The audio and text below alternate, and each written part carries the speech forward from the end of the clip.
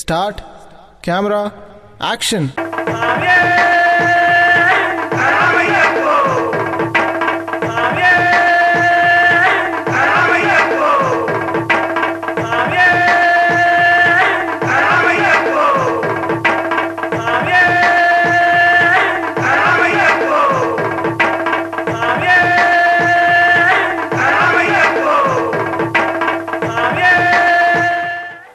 சாமி, நீங்கள் முதல்ல சுவாமி ஐயப்பன் நாடகத்தை எப்போ அரங்கேற்றினீங்க?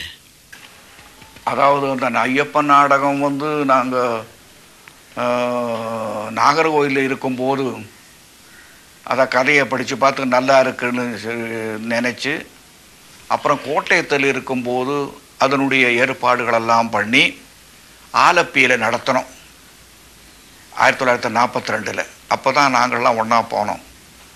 அப்போது ஐயப்பன் அதுக்கு முன்னாடியில் நமக்கு தெரிஞ்சது புலி பக்கத்தில் நிற்கிற மாதிரி, இல்லைன்னா புலி மேலே உட்காந்துட்டு இருக்கிற மாதிரி, இந்த ரெண்டு இதுதான் நமக்கு தெரிஞ்சது. ஆனால் அப்படி இல்லை ஐயப்பன் அப்படிங்கிறது அந்த கம்பெனியில் இருந்த ஆர்டிஸ்ட்டு பெரியவர் இன்றைக்கி இருக்கிறார், மாதவம் பிள்ளைன்னு திருவனந்தபுரத்தில் இருக்கிறவர். அவர் சந்தனத்தால் ஒத்தி எடுத்து இந்த மேல் சாந்திக்கிட்ட ஒத்தி எடுத்து இதை பார்த்துவிட்டு எழுதினார். அதுதான் அந்த ஐயப்பனுடைய இந்த ஃபோட்டோ. 42க்கு மேலே தான் உண்மையான ஃபோட்டோ ஜனங்களுக்கு தெரிஞ்சது. அதாவது கேரளாவில் இருக்கிற ஒரு பகுதியினருக்கு மாத்திரம் தெரிஞ்ச ஐயப்பனை கேரளாவில் இருக்கிறவங்களுக்கும் தமிழ்நாட்டில் இருக்கிறவங்களுக்கும் தெரிவித்தது நவாப் ராஜமாணிக்கம், என்னுடைய குருநாதர். ஏன் சாமி, உங்களை எல்லாரும் நம்பியார் குருசாமி சினிமாக்காரங்களை எல்லாரையும் சாமியார் ஆக்கிட்டாருன்னு சொல்கிறாங்களே? சினிமாவாக இருக்கிறதுனால அதில் ஜனங்களுக்கு ஒரு நாட்டம், ஒரு இது இருக்கிறதுனால, அந்த எம்என் நம்பியாரோட பல சினிமா நடிகர்கள் வந்ததுனால சீக்கிரமாக விளம்பரம் ஆச்சு. அந்த எம்என் நம்பியாரோட ராஜகுமார மாதிரி கன்னட நடிகர்கள் வந்ததுனால கர்நாடகத்தில் நல்லா விளம்பரம் ஆச்சு. அந்த எம்என் நம்பியாரோட தெலுங்கு நடிகர்கள் வந்ததுனால ஆந்திராவில் விளம்பரம் ஆச்சு. அந்த எம்என் நம்பியாரோட அமிதாப் பச்சன் மாதிரி ஹிந்தி நடிகர்கள் வந்ததுனால அங்கேயும் விளம்பரம் ஆச்சு. அதனால் மொத்தமாக எம்என் நம்பியார் இல்லை, அந்த கலையில் இருந்த எம்என் நம்பியார் இருக்காரு. அதனால தான் இந்த அளவுக்கு விளம்பரம் ஆச்சு. இன்னொன்று மறந்துடக்கூடாது, சார் பிடி ராஜன் அவர் பண்ணின சேவையும் மறக்க முடியாது. தமிழ்நாடு பூரா ஒரு விக்கிரகத்தோடு சுற்றிட்டு இருந்தார். தமிழ்நாட்டில் இருக்கிற மூலை முடுக்குகளுக்கெல்லாம் போய் இப்போ இருக்கிறாரே, நம்ம பழனிவேல் ராஜனுடைய அப்பாவை பற்றி தான் சொல்கிறேன். அப்படியா?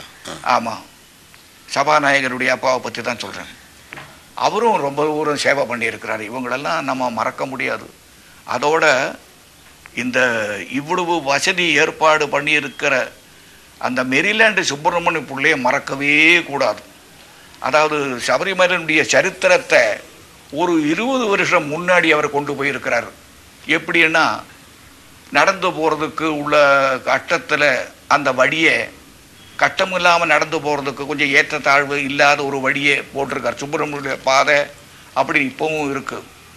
அப்புறம் மேலே தண்ணி வசதிக்காக வேண்டி ஏற்பாடு பண்ணியிருக்கிறார்.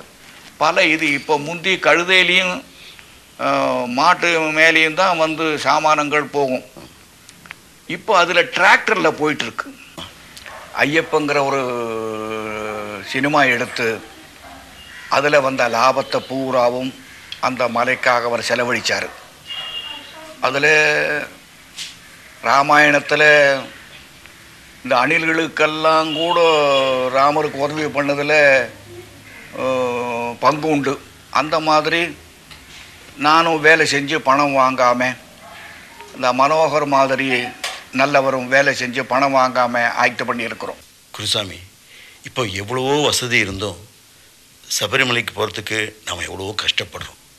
ஆனால் நீங்கள் அப்போது எந்த வசதியும் இல்லாமல் இருக்கும்போது எப்படி நீங்கள் அங்கே முதல்ல கட்டடம் கட்டினீங்க?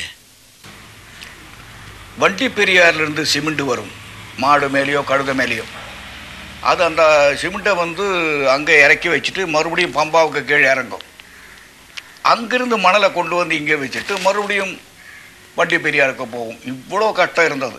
ஏன்னா சுப்பிரமணியம் உள்ள அப்போது அந்த படங்கள் எடுக்காத டைமு. அவர் என்னோட ரொம்ப பெரியவர். அந்த ஒரு காலத்தில் வந்து அதான் நான் வந்து 42 போகும்போது கோவில் மாத்திரம்தான் இருந்தது. அந்த பர்மனெண்ட் ஷெட்டுகள் ஒன்றும் கிடையாது, டெம்பரவரி ஷெட்டுகள் அங்கங்கே இருக்கும். அந்த ஃபெஸ்டிவல் டைமில் அந்த ஜெனரேட்டர் வச்சு கரண்ட் இருக்கும், அது கோயிலுக்கு மாத்திரம், அவ்வளோதான் இருந்தது. இப்போ அது மாறி என்னென்னமோ ஆயிடுச்சு. இப்போ வசதிகளும் வருது, வசதிகள் வரும்போது வந்து கஷ்டங்களும் வருது. இப்போது சில 1000 பேர் இருந்த நேரம் போய் பல லட்சம் பேர் வந்து ஒரே நேரத்தில் அங்கே இருக்க வேண்டியிருக்கு. இத்தனை பேருக்கும் வந்து வசதியை பண்ணி கொடுக்கணும்னா மேற்கு தொடர்ச்சி மலையை பூராவும் வெட்டினா தான் வந்து அவங்களுக்கு வசதி பண்ணி கொடுக்க முடியும். அவ்வளவு பக்த ஜனங்கள் பெருகி. வணக்கம். ஹரிவராசனம் விஸ்வமோகனம் ஹரிதனீஸ்வரம் ஆராத்ய பாதுகம் ஹரிவிமர்தனம்